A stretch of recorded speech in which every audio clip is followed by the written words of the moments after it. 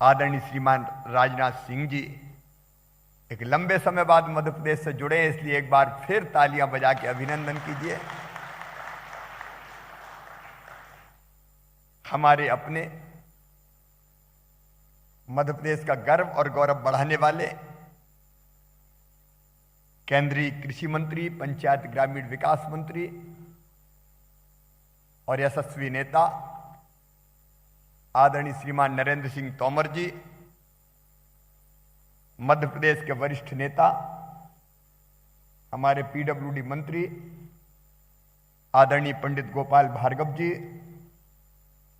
हमारे पंचायत और ग्रामीण विकास मंत्री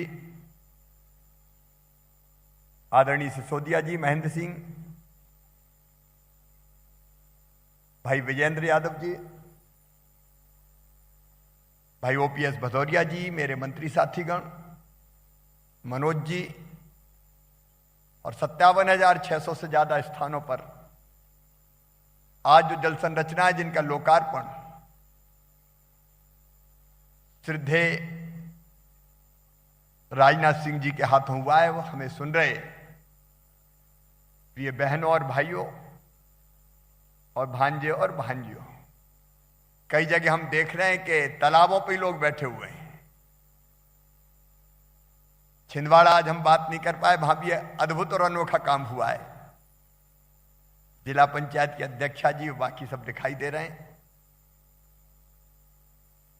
प्रिय बहनों और भाइयों, आदरणीय नरेंद्र सिंह जी ने याद दिलाया, लगभग 13.5 साल पहले हमने मध्य प्रदेश में जलाभिषेक कार्यक्रम प्रारंभ किया था। अपने यहां अपनी संस्कृति से जल बहुत नजदीक से जुड़ा हुआ है। अमृतम बे आपा, मतलब जल ही अमृत है। यह आज नहीं, हजारों साल पहले हमने कहा है। रहीमन पानी राखिए, बिन पानी सब सून, पानी मिले न उबरे, मोती मानस चून। बिना पानी के कुछ नहीं है।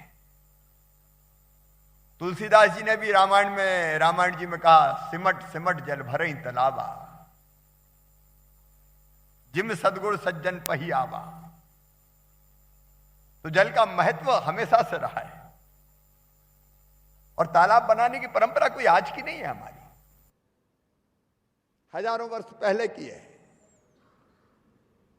लेकिन जब कोरोना काल आया, कठिन काल, आप तो जानते हैं भाइयों और बहनों, में तो कोरोना ही में मुख्यमंत्री बना। एक तरफ कोरोना से निपटना था, दूसरी तरफ रोजगार के अवसर भी सृजित करने थे, वापस आने वाले मजदूरों को भी काम देना था। और आज मैं श्रद्धेय राजनाथ जी और नरेंद्र सिंह जी को बताना चाहता हूं, मध्य प्रदेश ऐसा राज्य था जहां दक्षिण पश्चिम से भी, चाहे गुजरात हो, महाराष्ट्र हो, केरल हो, तमिलनाडु हो, आंध्र प्रदेश हो, अलग अलग प्रांतों से जब मध्य प्रदेश, उत्तर प्रदेश, छत्तीसगढ़, बिहार, उड़ीसा के मजदूरों ने आना शुरू किया, तो मध्य प्रदेश की धरती पर हमने ये फैसला किया कि मध्य प्रदेश की धरती पर कोई पैदल नहीं चलेगा। बसें बॉर्डर पर लगवा के और दूसरे प्रदेश की बॉर्डर तक हम छोड़ के आए। और मध्य प्रदेश की जनता को प्रणाम मैं करना चाहता हूं। चाय, नाश्ता, पानी, दवाइयां और यहां तक के जूते चप्पल अगर पांव बनी थे तो वो भी पहनाने की व्यवस्था की। लेकिन एक चुनौती थी काम देना, और प्रधानमंत्री माननीय नरेंद्र मोदी जी का मैं हृदय से अभिनंदन करना चाहता हूं। कठिन काल में खजाना खोल दिया। आदरणीय नरेंद्र सिंह जी बैठे, आपने कह दिया जितनी जरूरत पड़े मनरेगा का पैसा ले जाओ। 61,000 करोड़ तब तक बढ़ाते बढ़ाते, जैसा वो बता रहे थे, 1,13,000 करोड़ से ज्यादा, और उसमें भी 50,000 करोड़ का एक अलग से गरीब कल्याण रोजगार के नाम पर। धन की कोई कमी नहीं रहने दी और हमने भी फिर कसर नहीं छोड़ी। सोचा पैसा आया तो सदुपयोग करें। अनेकों प्रकार के काम किए, उनके विस्तार में मैं नहीं जा रहा। लेकिन हमने ये भी तय किया कि हम जल संरचनाएं बनाएंगे, नए तालाब, पुराने तालाबों का जीर्णोद्धार, कुआं, बावड़ी, चेक डैम, स्टॉप डैम, एक नहीं अनेकों जल संरचनाएं, नदी के पुनर्जीवन का काम हाथ में लिया, उसके लिए जल संरचनाएं बना डाली। और आज मुझे बताते हुए प्रसन्नता है कि इन जल संरचनाओं के कारण मध्य प्रदेश में जो आज ही हमने लोकार्पण किया है, श्रद्धेय राजनाथ जी के हाथों 57,653 जल संरचना जो कोरोना काल में बनी, इनमें से 53,517 मनरेगा में बनी और 4,136 वाटर सेट के क्षेत्रों में बनी है। 17,604 व्यक्तिगत तालाब बने, 2,365 सामुदायिक खेत तालाब बने, 5,119 तालाब है, 1,972 पर्कुलेशन टैंक है, 5,773 स्टॉप डैम या चेक डैम है, 19,008 कपिलधारा कुएं, 2,558 सामुदायिक कूप है, 864 बावड़ियों का उद्धार किया गया है, 95,462 हेक्टेयर जमीन सिंचित होगी बिना 1 इंच जमीन अतिरिक्त डुबाए। ये लगभग 1 लाख हेक्टेयर जमीन, मतलब लगभग 2.5 लाख एकड़ जमीन में इन जल संरचनाओं के माध्यम से सिंचाई की व्यवस्था का चमत्कार अगर कहीं हुआ है तो मध्य प्रदेश की धरती पर हुआ है। और आज जब हम अलग अलग जगह बात कर रहे थे तो किसान बता रहे थे कि इन जल संरचनाओं का फायदा कितना है।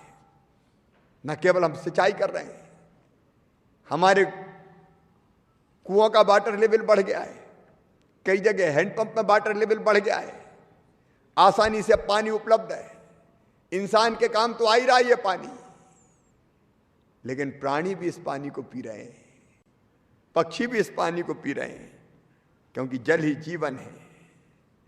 वास्तव में मैं विभाग को बहुत बधाई देना चाहता हूं। बुंदेलखंड के 800 ऐतिहासिक तालाब हमने चिन्हित किए हैं और उनमें जो चंदेलों के जमाने के बने हुए थे,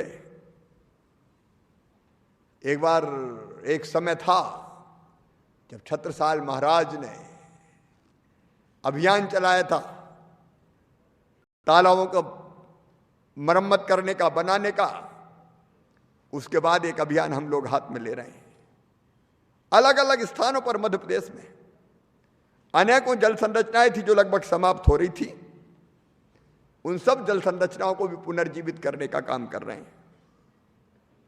प्रधानमंत्री कृषि सिंचाई योजना का भी हमने बहुत अच्छी तरह से उपयोग करने का अभियान चला रखा है, और इसलिए कैसे हमारी नदियां पुनर्जीवित हो जाए इस प्रयास में भी हम लोग लगे हुए हैं। अभी 40 पे काम चल रहा, आगे भी कुछ नदियों को हम चिन्हित करने वाले हैं। एक तरफ ये जल रोकने का अभियान, और दूसरी तरफ हमने ये भी तय किया है कि पूरे मध्य प्रदेश में प्रधानमंत्री जी के नेतृत्व में, उनके आशीर्वाद से, और ये जो पानी रोका ये भी हमारे बहुत काम आने वाला है। आने वाले 3 साल में कोई गांव ऐसा नहीं छोड़ेंगे जहां हैंडपंप का पानी नहीं। अभी तो पानी कई जगह गांव में हैंडपंप से जाता है। गांव के कुछ इलाके में शहर में बच गए थे। मुख्यमंत्री शहरी पेयजल योजना बना के शहरों को नल जल लगा के पानी देने का अभियान हम पूरा कर रहे हैं।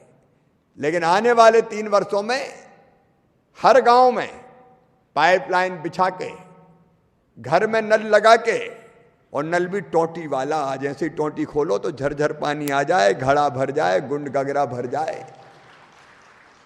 अब पानी देने का अभियान शुरू किया है।